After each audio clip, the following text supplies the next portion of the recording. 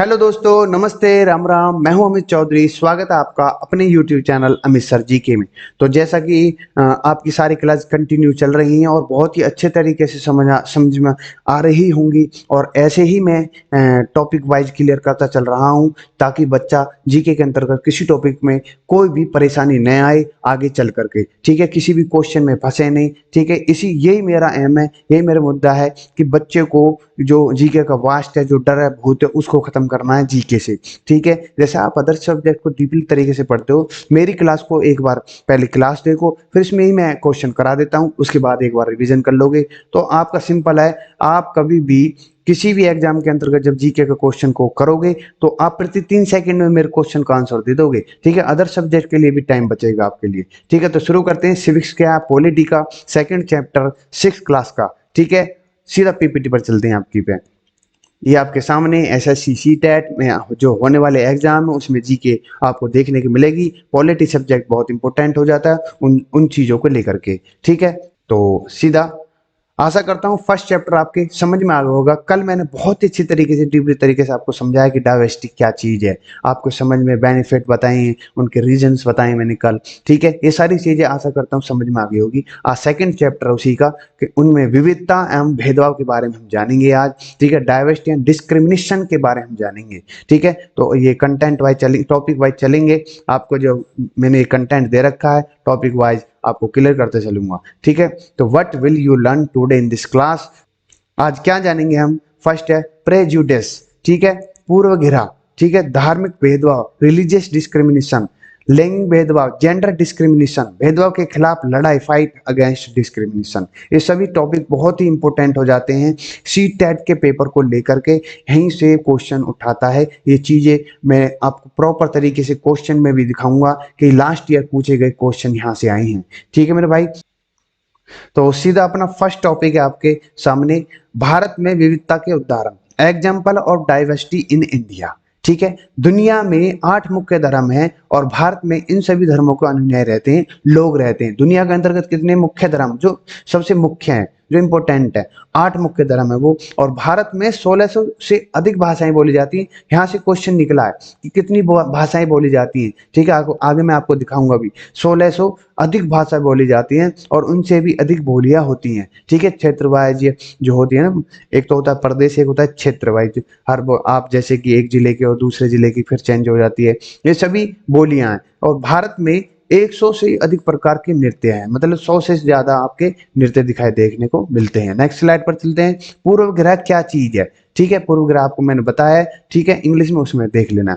जब कोई किसी के बारे में पहले ही कोई नकारात्मक धारणा बना लेता है, मतलब नेगेटिव सोच कर लेता है अपने अंतर्गत, या सोच माइंड में वो चीज, तो ऐसी ही सोच को पूर्वग्रह कहते हैं। किसी के बारे में नकारात्मक सोच कर लेना वही पूर्वग्रह होता है। ठीक है, यहाँ से पूछा गया है कि पूर्वग्रह क्या है। ऑप्शन वाइज पूछता है कि ए ठीक है, बी ठीक है, सी ठीक है, ए बी सी ठीक है। इन सभी को इसीलिए मैंने 3 पॉइंट डाले हुए हैं। ठीक है, आपको लेकर के, ताकि बच्चे को फंसा न सके एग्जामिनर। ठीक है, सेकंड पॉइंट आपके सामने, हम अक्सर अपने से भिन्न दिखने वाले लोग के प्रति कोई ना कोई पूर्वग्रह पाल लेते हैं, नेगेटिव सोच कर लेते हैं। ठीक है, सामने वाले से चिढ़ना, एक होता है ना चिढ़ना, शुरू हो जाता है नेगेटिव थिंकिंग। किसी को देखा और उसके नेगेटिव थिंकिंग आने लगती है, तो वो ये तो ये है, ये तो ऐसे कैसे हो गया। यह भिन्नता कई तरह की हो सकती है, जैसे कि शकल, सूरत, खान पान, परिधान, बोलने का लहजा आदि। ये सभी चीजें एक नेगेटिव धारणा पर कर देती है एक इंसान के अंतर्गत दूसरे इंसान को लेकर के। ठीक है, ये चीज कहने की है। और नेक्स्ट पॉइंट आपका, थर्ड पॉइंट आपका है, ज्यादातर लोगों की आदत होती है कि वे अपने जैसे लोगों के बीच आत्मीयता पाते हैं। जब हम कोई ऐसा समूह मिल जाता है जो हमारी तरह नहीं होता तो हमें सुकून नहीं लगता। ठीक है, जैसे कि थोड़ा एग्जांपल आगे भी दिया है मैंने, जैसे कोई बाहर स्टेट से हमारे यहाँ पर आ जाता है, उसके साथ थोड़ा सा अलग सा महसूस करना चाहते हैं, मतलब कि उसके खिलाफ नेगेटिव सोचिए तो वहाँ का है, या उस देश, मतलब उस प्रदेश का है, इसकी शक्ल ऐसी है या वैसी है। इन चीजों से नकारात्मक सोच कर लेते हैं ना। है भाई, ये सोचना चाहिए भाई है तो अपने देश का ही बंदा। ठीक है, और उसको आजादी है, वो इंडिविजुअल है, उसको फ्रीडम है कहीं भी चले, कहीं भी रहने की, खाने की, पीने की, सब चीज की इंडिविजुअल है वो। ठीक है, रह सकता है। हमें मजाक नहीं उड़ाना चाहिए किसी भी जाति का, किसी भी धर्म का, किसी भी चीज का। ठीक है, किसी भी का, चाहे उसकी कैसी भी शक्ल हो, कैसी भी सूरत हो, सभी चीजों का। ठीक है, तो नेक्स्ट है पूर्वग्रह के कुछ उदाहरण मैंने दे रखे हैं यहाँ पर। जब पूर्वोत्तर राज्यों का कोई व्यक्ति दिल्ली में घूमता है, देखो, तो स्थानीय लोग उसे अजीब नजर से देखते हैं। पूर्वोत्तर मतलब नॉर्थ ईस्ट के जो आ जाते हैं, जिनकी छोटी छोटी आंखें होती हैं या वगैरह, जो शिकल में थोड़े वैसे होते हैं, या जो ऐसे लगता है जैसे बाहर देश से आए हों, नेपाल से आए हों, चीन से आए हों, ऐसा। आपको अक्सर दिल्ली या बेंगलोर में पूर्वोत्तर राज्यों के लोगों को सताए जाने की समाचार सुनने में को मिलते होंगे। ठीक है, बहुत से लोग उनके मजाक उड़ाते हैं, भाई ये तो ऐसा है, ये ऐसा है, ये चीजें जो होती हैं। ठीक है, ये यही नकारात्मक सोच होती है, पूर्वग्रह यही सोच होती है। ठीक है, इन सोचों को बदलो। ठीक है, वो भी हमारे देश का हिस्सा है। ठीक है, वो हमारे देश का नागरिक है, उनको कहीं भी डोलने फिरने रहने खाने पीने सबकी फ्रीडम उनके पास। ठीक है मेरे भाई। जब दक्षिण भारत को कोई भी आदमी, अब दक्षिण की सुन लो, उत्तर भारत में जाता है तो लोग उसे मद्रासी कहकर पुकारते हैं, देख लो अब। बिहार के लोगों को अक्सर मंद बुद्धि का समझा जाता है। ठीक है, और महान महान नगरों में उसका मखौला उड़ाया जाता है। ये सभी मैंने उसमें एनसीईआरटी से लिए हैं, कभी बोले अपने दौर से मार दिया मास्टर ने तो। ठीक है, ऐसा कुछ नहीं है एनसीईआरटी में, मतलब एक एग्जाम्पल के तौर पर मैं आपको समझा रहा हूँ। ठीक है, आशा करता हूँ ये चीजें क्लियर होती चल रही है। पूर्वग्रह क्या है, इन चीजों को पूछता है एग्जामिनर। ठीक है, पेपरों के अंदर का, चाहे वो एनवीएस, नीट, सुपर टेट, इन चीजों में मैंने सभी को पढ़ा है, एक एक टॉपिक को पढ़ा है, तभी मैंने आपको एक एक क्वेश्चन को पढ़कर जब भी मैंने टॉपिक बनाए अपने इस कंटेंट में। ठीक है, नेक्स्ट स्लाइड आपके सामने। अब आती है रूढ़िबद्ध धारणा। ठीक है, रूढ़िबद्ध धारणा क्या चीज है, थोड़े पूर्वग्रह से अलग है। ठीक है, जब हम किसी व्यक्ति को, क्या, किसी व्यक्ति को एक खास छवि, मतलब जो कोई व्यक्ति होता है उसकी खास छवि में बांध देते हैं, या उसके बारे में पहले से कोई धारणा पाल लेते हैं, तो उसे रूढ़िबद्ध धारणा कहा जाता है। या रूढ़िबद्ध धारणा के कुछ उदाहरण ने मैंने जैसे नीचे दे रखे हैं। आदर्श लड़की, जैसे आइडल गर्ल होती है, ऐसा माना जाता है कि लड़कियों को धीमी आवाज में बात करनी चाहिए, सबकी बात माननी चाहिए, लड़कियों को संगीत और चित्रकला में ही रुचि लेनी चाहिए। ऐसा क्यों भाई? भाई और किसी और में क्यों नहीं जाने दे रहे उसको, खेल कूद में हो। ठीक है, और सबसे बड़ा एग्जाम्पल पॉलिटिक में, आप पॉलिटिशियन में देख लो, सुषमा स्वराज थी, प्रथम हमारी प्रतिभा पाटिल प्रथम राष्ट्रपति थी। ठीक है, ये लड़की तो एक आदर्श लड़की तो, क्यों क्यों उनको नेगेटिव सोचते, या एक अलग धारणा, रूढ़िबद्ध धारणा उनके लिए अपना रखी है हमने। ठीक है, आप किसी भी, या फोर्स में देख लो, नेवी में, आर्मी में, या आपके उसमें एयरफोर्स में, इन सभी में देख सकते हो आप, लड़कियां आज के समय में अच्छे अच्छे अफसर, अच्छी अच्छी पोस्ट पर लगी हुई हैं। तो इस सोच को, नेगेटिव सोच को भाई बहुत दूर कर दो। बहुत ही आगे आ चुके हैं हम आज के समय में। लड़कियों को अपना हक है जीने का, सब चीजें को। ठीक है, ये तो मैंने उदाहरण दे रखे हैं नीचे आपको। लड़कियों को संगीत और चित्रकला में रुचि लेनी चाहिए। लड़कियां बात बात पर रो देती हैं। लड़कियों के लिए जरूरी है कि वे खाना बनाना, मतलब साफ सफाई करना और घर के काम काज करना सीखे। ठीक है, ऐसा ये पहले ही सोच थी, पर लेकिन है अभी जो पिछड़ा इलाका है, जो पिछड़े हुए क्षेत्र हैं, पिछड़े वर्ग के हैं, जो वे सभी, मतलब पिछड़े जो इलाके हैं, पिछड़े क्षेत्र हैं, उनमें अभी यही सोच है कि लड़कियों को सिर्फ यही करने के लिए रखा जाता है, मतलब पैदा ही इसलिए होती है वो। ठीक है, कि खाना बनाएगी, साफ सफाई करेगी और घर का काम काज में लगी रहेगी। आगे चल कर करना क्या है, ऐसे बोलते हैं ना कि अगले घर के जा करके यही करना है, गोबर पानी, ये रोटी वोटी, ये खाना पीना, मतलब यही बनाना, और कुछ तो करना ही नहीं है ना। आप भाई थोड़ी अपनी सोच को बदलो और देखो देश के अंदर हमारी बहन बेटी कहाँ, किन किन पोस्टों पर जा चुकी हैं। ठीक है, तो नेक्स्ट स्लाइड पर चलते हैं। आदर्श लड़का, आइडियल बॉय। लड़के नटखट और गुस्सैले होते हैं, लड़कों को भी एक थोड़ा सा, और लड़कों का मन खेल कूद और भाग दौड़ में अधिक लगता है। लड़कों को रोना नहीं चाहिए। भाई क्यों नहीं रोना चाहिए? अगर उनको रोना आ रहा है तो वो रोएंगे। ठीक है, क्योंकि रोना तो कमजोरी की निशानी है। हर लड़के को बड़े होकर पैसे कमाना होता है और परिवार पालना होता है। पहले एक सोच है, फिर ये रूढ़िबद्ध धारणा है। ठीक, लिंग पर आधारित रूढ़िबद्ध धारणाओं को अक्सर फिल्मों, विज्ञापनों, टेलीविजन और धारावाहिकों में दिखाया जाता है। जैसे डिटर्जेंट, वॉशिंग मशीन, साबुन आदि के लगभग सभी विज्ञापनों में मुख्य भूमिका महिला ही निभाती है। आप देखते होंगे एड वगैरह जो होती है, वॉशिंग पाउडर निरमा की जो आती है, तो उसमें महिलाओं को दिखाया जाता है। साबुन के से रिलेटेड कोई ऐड है तो महिलाओं को दिखाया जाता है। ये सारी एक विज्ञापनों में भी यही चीज है, डोमिनेटेड सिस्टम। ठीक है, एक रूढ़िबद्ध धारणा ये देख लो। लिंग पर आधारित रूढ़िबद्ध धारणाओं के साथ साथ हमें धर्म, जाति, जो है मूल स्थान के आधार पर सभी रूढ़िबद्ध धारणाएं देखने को मिलती हैं। ठीक है, आशा करता हूँ ये समझ में आ गई होंगी, क्लियर होती चल रही होंगी आपके ये चीजें जो मैं क्लियर कर रहा हूँ। नेक्स्ट है आपका असमानता एवं भेदभाव, इन इक्वलिटी एंड डिस्क्रिमिनेशन। तो जब कोई पूर्वाग्रह से ग्रसित होकर, ठीक है, बर्ताव करता है तो इससे भेदभाव हो सकता है। ठीक है, पूर्वाग्रह मैंने आपको बता दिया, नेगेटिव सोच। किसी भी व्यक्ति को धर्म, जाति या लिंग, क्षेत्रता के आधार पर किसी सुविधा से वंचित रखने का भेदभाव कहते हैं। ठीक है, भेदभाव के कुछ उदाहरण निम्नलिखित हैं, जैसे किसी क्षेत्र में नहीं जाने दिया जाता, या किसी जैसे पहले मंदिरों में नहीं जाने दिया जाता था। ठीक है, ये पहले मतलब नकारात्मक सोच थी, ठीक है, उनके साथ भेदभाव किया जाता था। अब मैं बताऊं उदाहरण के तौर पर लैंगिक भेदभाव कैसे होता है, ये भी समझ लो। जो जेंडर डिस्क्रिमिनेशन, कुछ गांव में लड़कियों को 5वीं या 6ठी कक्षा के बाद पढ़ने नहीं दिया जाता। ठीक है, ज्यादातर लड़कियों को पढ़ाई के बाद कोई रोजगार करने नहीं दिया जाता, बल्कि उन्हें शादी के लिए बाध्य किया जाता है। कई परिवारों में लड़के तो पश्चिम परिधान पहनते हैं, लेकिन जो लड़कियां होती हैं, लेकिन लड़कियों को पश्चिमी परिधान पहनने नहीं दिया जाता, उनको इजाजत दी जाती। अब पश्चिमी परिधान क्या है वो आप गूगल सर्च कर लेना। ठीक है मेरे भाई, पश्चिमी परिधान क्या होता है। नेक्स्ट टॉपिक पर चलते हैं, नेक्स्ट स्लाइड के साथ। धार्मिक भेदभाव क्या होता है, आप रिलीजियस डिस्क्रिमिनेशन। ठीक है, ये आपको असमानता और भेदभाव में अंतर बता रहा हूं मैं। कई बार कई बार किसी खास धर्म का होने के कारण कई लोगों को नौकरी नहीं दी जाती।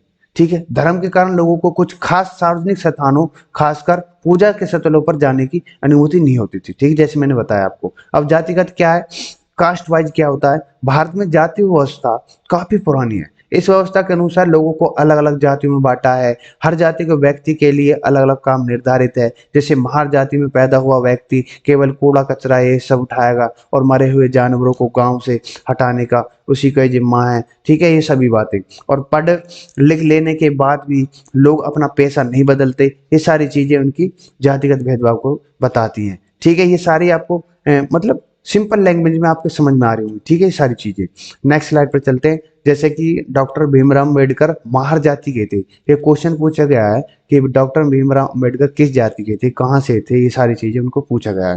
ये तो बचपन से ही उन्हें कई तरह के भेदभाव का सामना करना पड़ा था। आज भी अछूत जाति के लोग गांव से और छोटे शहरों में कई तरह से भेदभाव का शिकार होते हैं आज के समय में। ठीक है, ऐसा नहीं होना चाहिए भाई, अवेयरनेस सबके अंतर्गत आनी चाहिए।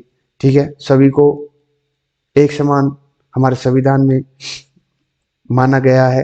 ठीक है, इसी की तो लड़ाई लड़ी थी हमारे डॉक्टर भीमराव अंबेडकर जी ने। ठीक है, नेक्स्ट है समानता की लड़ाई, फाइट ऑफ इक्वलिटी। हमारे कई स्वाधीनता सेनानियों ने जातिगत भेदभाव के खिलाफ आवाज उठाई। गांधी जी ने अछूत जाति के लोगों को हरिजन का नाम दिया। उन्होंने लोगों को मन से पूर्वग्रह मिटाने के लिए अधिक प्रयास किए कि इन लोगों को जो अछूत नहीं बोला जाए या कुछ भी नहीं बोला जाए, मतलब उनको हरिजन नाम दिया। अब आपको बताना है हरिजन जो बुक है ये कब आई थी, इन कमेंट मुझे बताना ये कब प्रस्तुत या कब लिखी थी। ठीक है, ये सारी चीजें और गांधी जी ने लिखी है, पर लेकिन कब लिखी थी, कौन से सन है इसकी, ये चीज पूछी गई है। इस लड़ाई में अहम भूमिका निभाने वाले भीमराव अंबेडकर जी थे। और नेक्स्ट चलते हैं, नेक्स्ट स्लाइड पर। जब भारत आजाद हुआ था हमारा 1947 में, तो उस समय के गणमान्य नेताओं के एक नए देश का निर्माण कार्य शुरू किया। जातिगत भेदभाव को संविधान में एक अपराध घोषित किया गया। ठीक है, ये सभी बातें मोस्ट इंपोर्टेंट है।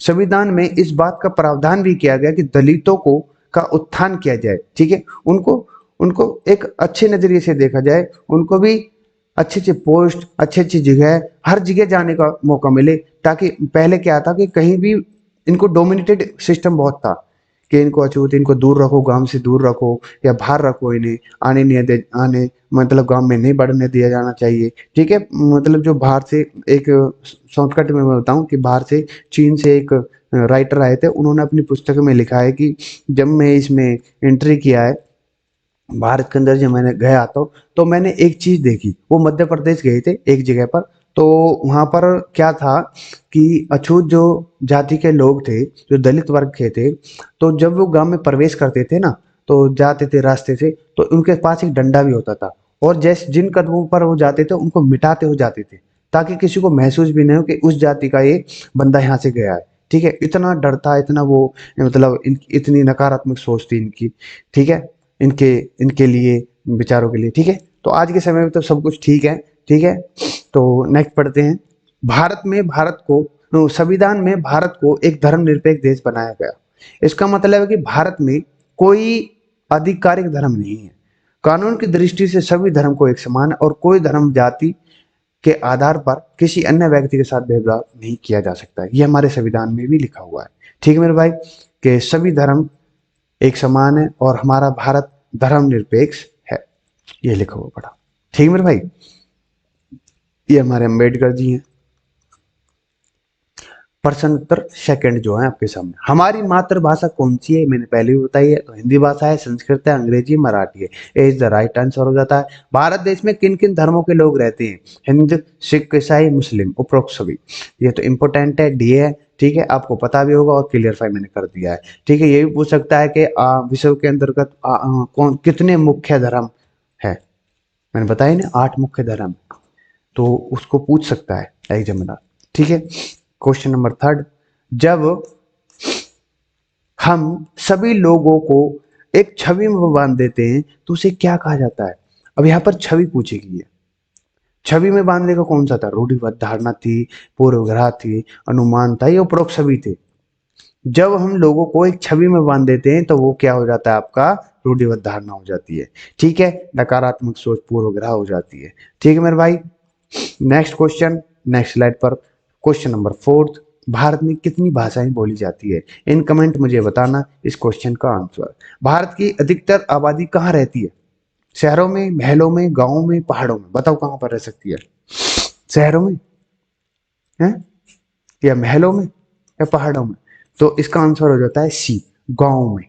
डॉक्टर भीमराव अंबेडकर के साथ किसी तरह का भेदभाव हुआ था? किस तरह का भेदभाव होता है? मैं थोड़ी सी स्टोरी है इनकी, बहुत ही मतलब स्टोरी क्या है, एक दुर्घटना है इनके साथ जो हुई और होना नहीं चाहिए था ऐसा। ठीक है, बताऊंगा किसी दिन में, जब डीपली तरीके से भीमराव जी के बारे में हम पढ़ेंगे, संविधान के लेकर के चलेंगे, जब शुरू होंगे हमारे आर्टिकल्स वगैरह शुरू होंगे, तब मैं बताऊंगा इनको। ठीक है, डॉक्टर भीमराव अम्बेडकर के साथ किस तरह का भेदभाव हुआ था? जाति, ऊंची जाति, पिछड़ी जाति, या छूत? तो जाति व्यवस्था को लेकर उनके साथ एक दुर्घटना, एक उनके साथ ये मतलब होना ही नहीं चाहता। ठीक है, नेक्स्ट क्वेश्चन, भारत कब आजाद हुआ था? 1947। भारत किस प्रकार का देश है? धार्मिक, कंट्रोवर्सी, अधार्मिक, या धर्मनिरपेक्ष? मैंने बताया आपका कि भारत हमारा धर्मनिरपेक्ष देश है, कि सभी धर्म हमारे समान है, सभी जात पात, सभी को एक समान माना गया है। हमारे संविधान के अंतर्गत कानून सभी को एक मानता है। क्वेश्चन नंबर 9, डॉक्टर भीमराव किस जाति से संबंधित रखते थे? मैंने ये पूछा गया क्वेश्चन, महार जाति से, जाट जाति से, दलित वर्ग से, इनमें से कोई नहीं? तो इसका आंसर हो जाता है आपका महार जाति से। ठीक है मेरे भाई, जाति के आधार पर कक्षा में बच्चों को दूसरे बच्चों से अलग बैठाना किस प्रकार का व्यवहार हुआ? भाई जाति के आधार, पहली बात तो ये स्कूल स्कूल भी अगर ये चीज करने लगेगा तो फिर भविष्य में आने वाली जो पीढ़ियां हैं वो तो करेंगे ही करेंगे। हमारा समाज फिर सबसे पहले करेगा जब हमारे स्कूल में ज्ञान दिया जाएगा। तो स्कूल में तो खासकर नहीं किया गया है, पर लेकिन पहला होता था। एक मैंने ये भी घटना पढ़ी है, ठीक है, कि दलित वर्ग के लोगों को स्कूल में नहीं जाने दिया जाता था, या क्लास में दूर बैठाते थे, ये सारी चीजें। ठीक है, ये क्या होता है? एक तरीका से भेदभाव होता है। ठीक है, ये ना कि समानता होती है, नहीं सही सद्भाव होता है, ये भेदभाव का कारण है। जाति के आधार पर कक्षा में बच्चे को दूसरे बच्चे से अलग बैठाना एक भेदभाव कहलाता है। ठीक है मेरे भाई, क्वेश्चन नंबर 11 है, भारतीय संविधान के पिता के रूप में किसे माना जाता है? तो डॉक्टर भीमराव अम्बेडकर को माना जाता है। मोस्ट इंपोर्टेंट थे सारी क्लास में सारे क्वेश्चन, इसमें से 3 क्वेश्चन हैं जो प्रीवियस ईयर क्वेश्चन पूछे गए हैं। देख लो, ये तो सेकंड चैप्टर जिसमें से क्वेश्चन उठा रहा है वो बंदा। ठीक है, और इसी के साथ मेरी क्लास समाप्त होती है। तो आशा करता हूँ आज का मेरा सेकंड चैप्टर आपको बहुत ही अच्छे तरीके से समझ में आया होगा, और मैं पूरी एनर्जी ठोक दूंगा इस बैच के अंतर्गत। और किसी भी बच्चे को जीके से रिलेटेड कोई भी कैसी भी चिंता करने की जरूरत नहीं है। ठीक है, इसी प्रकार से मैं क्लियर करता चलूंगा सब चीजों को। ठीक है, और जो बच्चे सोच भी रहे होंगे भाई आर्टिकल या अनुच्छेद वगैरह कब करेंगे, जब तक ये चैप्टर मेरे सारे क्लियर नहीं होते तब तक वो चीज नहीं आएंगी। ठीक है, इन चीजों की जड़ आपको पहले बनानी है और मैं बनाकर रहूंगा। ठीक है, यहीं से क्वेश्चन उठने लगे हैं। ठीक है मेरे भाई, तो नमस्ते, राम राम। मेरे चैनल को लाइक शेयर सब्सक्राइब कर दो और फैला दो सभी। ठीक है, जीके की जंग अमित सर के संग।